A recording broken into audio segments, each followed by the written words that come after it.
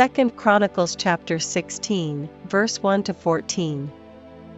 In the 36th year of the reign of Asa, Baasha king of Israel came up against Judah, and built Ramah, to the intent that he might let none go out or come in to Asa king of Judah.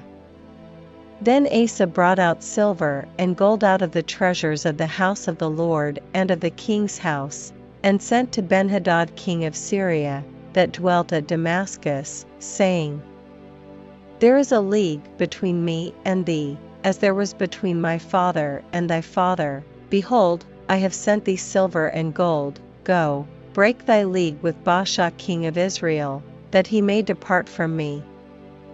And Benhadad hearkened unto King Asa, and sent the captains of his armies against the cities of Israel, and they smote Ijon, and Dan, and Abelmaim, and all the store cities of Naphtali.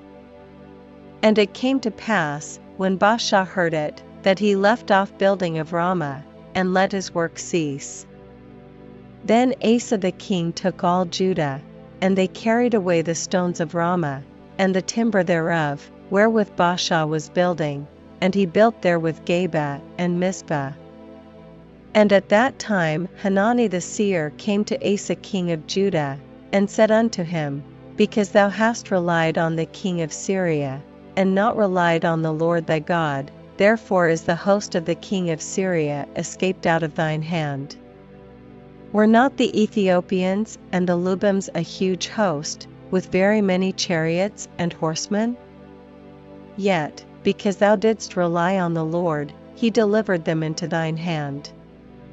For the eyes of the Lord run to and fro throughout the whole earth, to shew himself strong in the behalf of them whose heart is perfect toward him. Herein thou hast done foolishly, therefore from henceforth thou shalt have wars. Then Asa was wroth with the seer, and put him in a prison house, for he was in a rage with him, because of this thing. And Asa oppressed some of the people the same time.